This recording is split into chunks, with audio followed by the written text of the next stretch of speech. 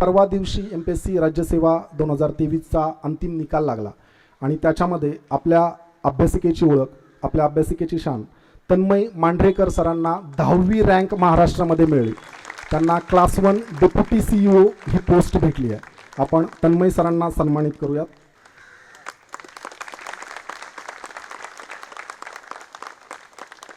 Tanmay मांढरेकर sir ज्यांना deputy CEO ही post भेटली, मी त्यांना विनंती करतो की त्यांनी आपले विचार थोडक्यात मांडावेत. खरं तर 2023ला ज्या दिवशी उपजिल्हाधिकारी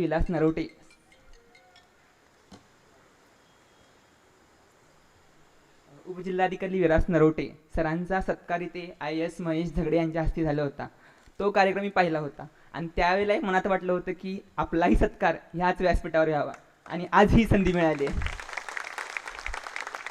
त्यामुळं माझा घरचा सत्कार म्हणून मी खरंच या सत्कारासाठी खूप उत्सुक होतो. मी तन्मय राधिका अनिल मांढरेकर, मूळचा इचलकरंजीचा. आज एक सुंदर योगायोग की मला इयत्ता 7वीला भूगोलच्या प्रज्ञाशोध परीक्षेत जी आंतरभारती संस्थेने घेतलेली होती इचलकरंजीतील, जी आपली साने गुरुजींची संस्था आहे, त्यांनी देखील मला साने गुरुजींचा फोटो दिला होता. आणि आज गट विकास अधिकारी म्हणून मी जेव्हा ग्रामीण भागात ग्रामीण विकासात काम करणार आहोत, तेव्हा आपण ग्रामीण विकासाचं ज्यांनी स्वप्न पाहिलं होतं ती साने गुरुजींची प्रतिमा तुम्ही आज देऊन सत्कार केलात, तर ती माझ्यासाठी खूप मोठी गोष्ट आहे. खरं तर राष्ट्र सेवा दल हा माझा जो प्रवास आहे त्या खरं तर शालेय कालखंडापासून चालू झाला होता. म्हणजे माझ्या शाळेत इचलकरंजीत ही राष्ट्र सेवा दलाची शाखा होती. त्यामुळं नेहमी सेवा दलाबद्दल ऐकत होतो की कशा पद्धतीने एक सामाजिक न्यायाबाबत काम केलं जात होतं, पण प्रत्यक्षरित्या कधी जुळण्याचा योग आला नव्हता. मग त्यानंतरनं माझं प्राथमिक शिक्षण आणि माध्यमिक शिक्षण मी इचलकरंजीत पूर्ण केलं. खरं तर मी माझ्या आईचं नाव घेतलं नावात, कारण आज खरं तर मातृदिन आहे आणि मला माझं पूर्ण यशाचं श्रेय माझ्या आईला देऊ इच्छितो. कारण वयाच्या 4थ्या वर्षी माझे वडील वारलेले आणि तेव्हापासून मला आज या पदापर्यंत बघूपर्यंत तिने अक्षरशः सर्व प्रयत्नांची पराकाष्ठा केली होती. त्यामुळं माझं यश खरंच मी तिला समर्पित करतो. खरं तर MPSCतला माझा दुसरा अटेम्प्ट हा. पहिला अटेम्प्टमध्ये मी भयंकर चुका केल्यात आणि त्या चुका काय आहेत त्याच मी तुम्हाला सांगणार आहे. आणि त्यानंतर कसं मी दुसऱ्या अटेम्प्टमध्ये यश मिळवलं तर ती एक स्टोरी आहे. खरं तर माझा प्रवासच हा मी रँडम चालू केला होता. म्हणजे 2018ला मला 12वी कंप्लीट झाली आणि त्यानंतरनं पुण्याच्या COEP कॉलेजमध्ये ॲडमिशन घेतलं. आता COEP नाव = UPSC असं बऱ्याच जणांनी ऐकलं असेल. म्हणजे सुरुवातीलाच आल्या कॉलेजमध्येच मोठमोठ्या IAS अधिकाऱ्यांचे लेक्चर ऐकले. त्या वर्षी ही रोहित कुमार राजपूत MPSC पहिले आलेले राज्यात आणि त्यांचं लेक्चर ऐकलेलं आणि तेव्हा असं वाटलेलं की MPSC UPSC आपणही करावी आणि हा एक चांगला प्लॅटफॉर्म आहे COEP मार्फत. पण झालं असं की सेकंड इयरला असतानाच आमचं लॉकडाऊन लागलं आणि परत आम्ही घरी गेलो. तेव्हा UPSC चालू केली, पण नेमकं UPSC म्हणजे काय कळत नव्हतं. म्हणजे रँडमली यूट्यूबवर व्हिडिओ बघणे. त्या सुरुवात कशी असते आपली की सगळ्यात पहिल्यांदा आपण बघतो इंटरव्ह्यूची तयारी कशी करायची. तर तसंच चालू केलं की पूर्ण रँडम गोष्टी काहीही बघायचो. मग कुठला तरी एक NCERTचा गट्टा आणला. वर्षभर लिटरली NCERT वाचत होतो. काहीच कळत नव्हतं. नेमकं कसं करू, काय करू आणि केव्हा करू या 3 प्रश्नांची उत्तरं अजिबात नव्हती. त्यामुळे माझी पहिली चूक म्हणजे UPSC स्टार्टिंगलाच ठरली की माझ्याकडं कोणताही प्लॅन नव्हता. दुसरं, माझा अभ्यास फक्त इमोशनल होता की मी अभ्यास करतोय पण प्रॅक्टिकल काय. म्हणजे मी वाचताना खूप भारी वाटते. म्हणजे भारताचा इतिहास वाचतोय, भारताचा भूगोल वाचतोय, इकॉनॉमी वाचतोय, फक्त इमोशनल होऊन अरे वा किती छान आहे. पण प्रॅक्टिकली काय, मला किती उत्तरं लिहिता येतात, किती प्रश्न सोडवता येतात याचा काहीही मागबूस नव्हता.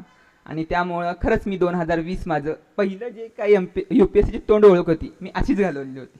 त्यानंतर मला कोणतरी सांगितलं की बाबा, म्हणजे कॉलेज थ्रू मला गायडन्स आलं की एक चांगले यूट्यूबवर पण चांगले लेक्चर सिरीज वगैरे अवेलेबल असतात किंवा तत्सम सोर्सवर असतात. मग मी ते बघायला चालू केलं आणि हळूहळू मग माझ्या टप्प्यात म्हणजे वाढ चालू झाली अभ्यासात.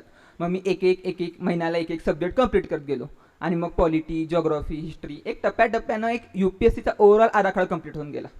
सोशिओलॉजी मी ऑप्शनल घेतलेला, त्याचेही सगळे लेक्चर बघून काढले आणि त्यानंतर मला खूप कॉन्फिडन्स आला. म्हणजे मी PYQ वगैरे सॉल्व करायला लागलो. ॲन्सर रायटिंग खूप चांगल्या पद्धतीने केली आणि असं 1 वर्ष केलं आणि आमचं लॉकडाऊन संपलं आणि आम्ही कॉलेजला आलो.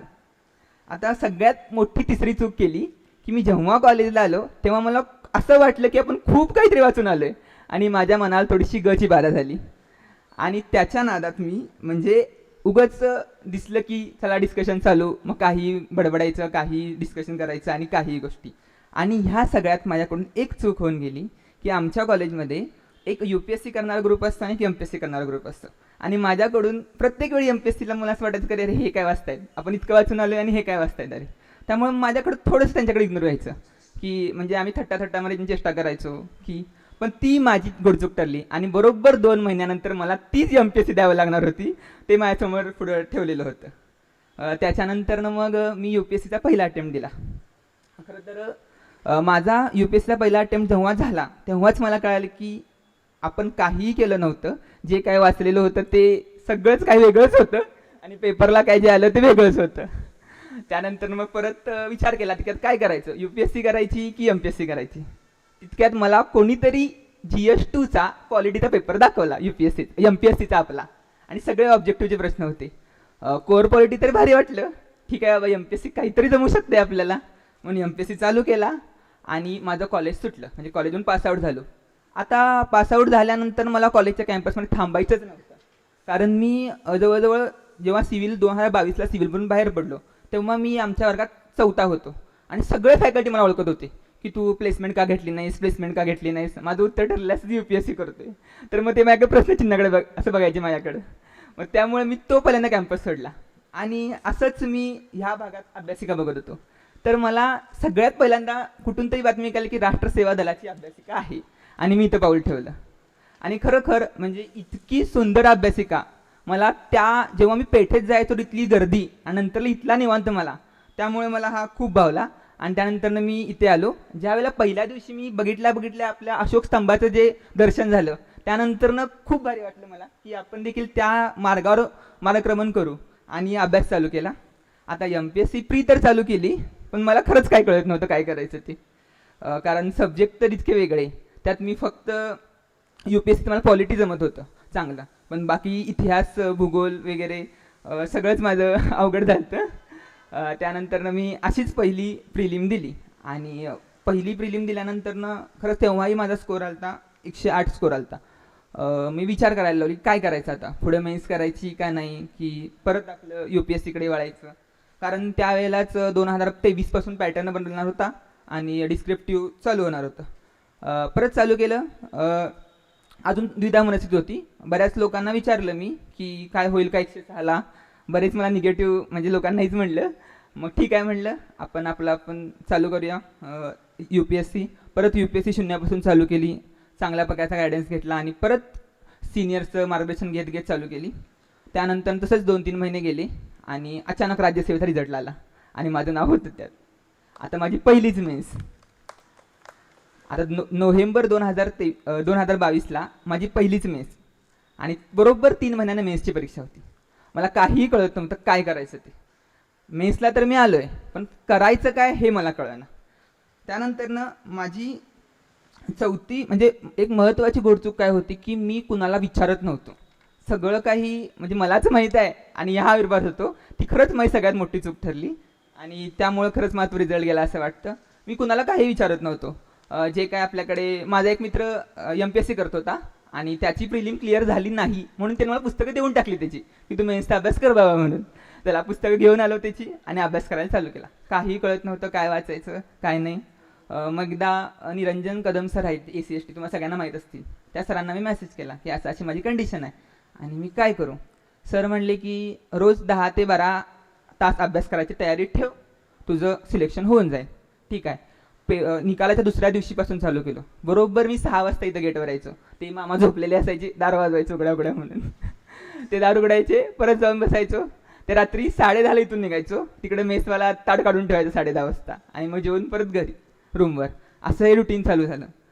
हळूहळू गोष्टी कळत गेल्या आणि अभ्यास चालू झाला. पण टेन्शन प्रचंड यायचं की काहीच कळत नव्हतं आणि पाठांतर प्रचंड मेन्सला. म्हणजे मला काय करू आणि काय नाही हेच कळत नव्हतं. त्यावेळेला पण मला बऱ्याच जणांनी सांगितलेलं की 1-2 सब्जेक्टचे क्लास वगैरे लाव, पण मीच त्याकडे दुर्लक्ष केलं होतं की आपल्याकडे इतका वेळ नाही आहे आणि आपण काय 2 महिन्यात मेन्स काढणार म्हणून.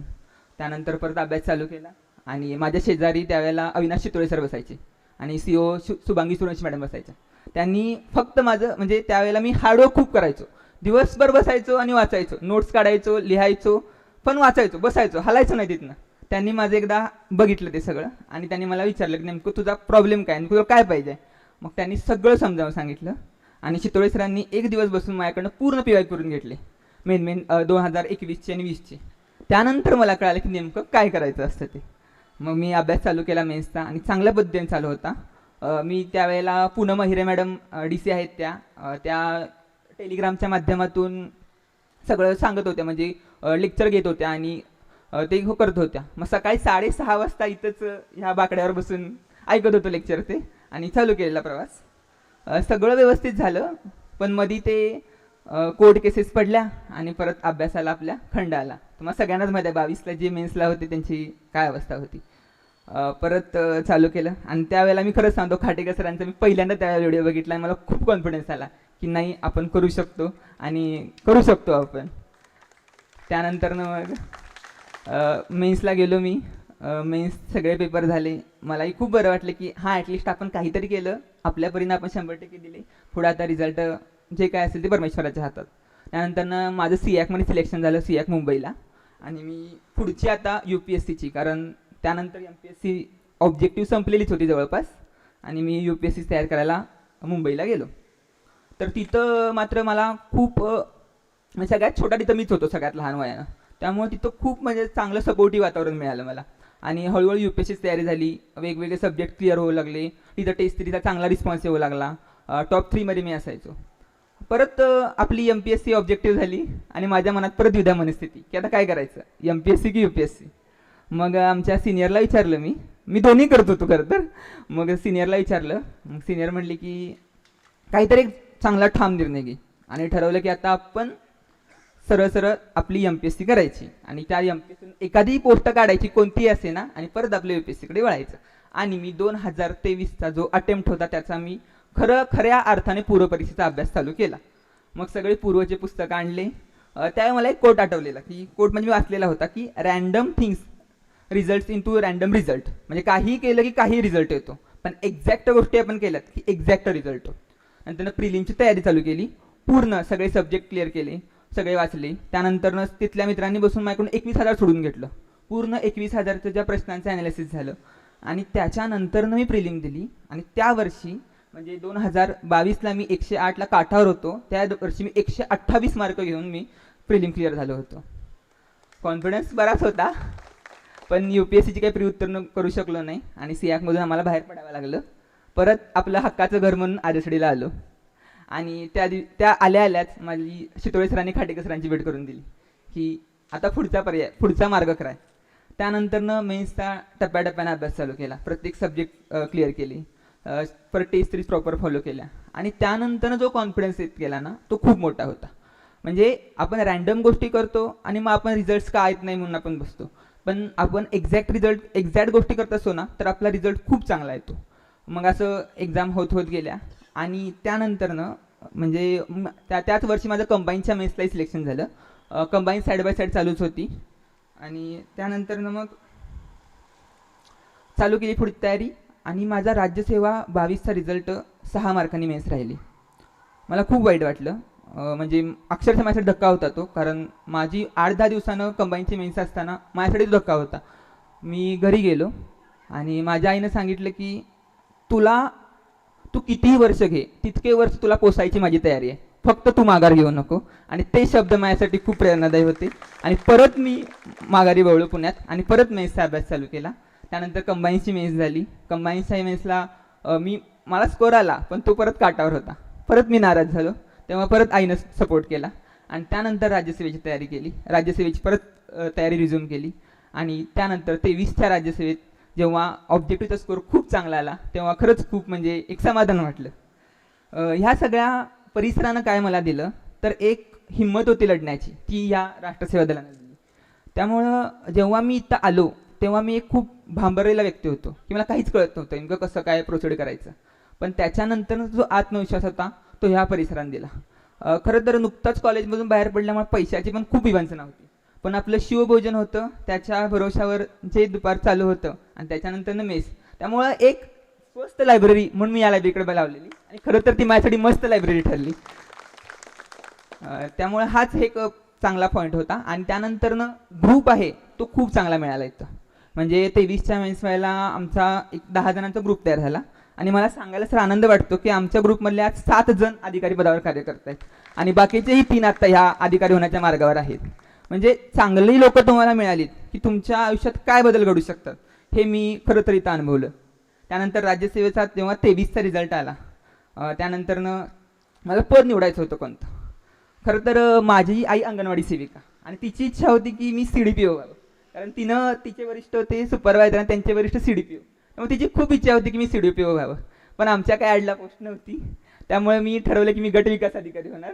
आणि त्यानंतरनं जे ग्रामीण भारताचं जे ग्रामीण विकासाचं स्वप्न आहे ते मी पूर्ण करण्यासाठी काम करणार.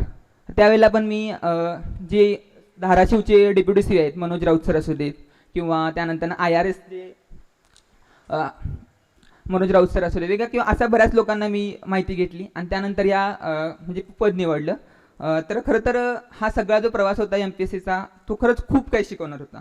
म्हणजे माझ्यासाठी तर मी एक समर्पक म्हणजे एक ओळी म्हणतो की मी स्वतःची तुलना मी त्या राजहंसाची एक स्टोरी तुम्हाला माहीत असेल तर त्यातल्या 4 ओळी तशी की एके दिनी परंतु पिल्लास त्या कळाले भय वेळ पारत्याचे वाऱ्या सवय पळाली पाण्यात पाहताना चोरून या क्षणिक त्याची तया कळाले तो राजहंस एक.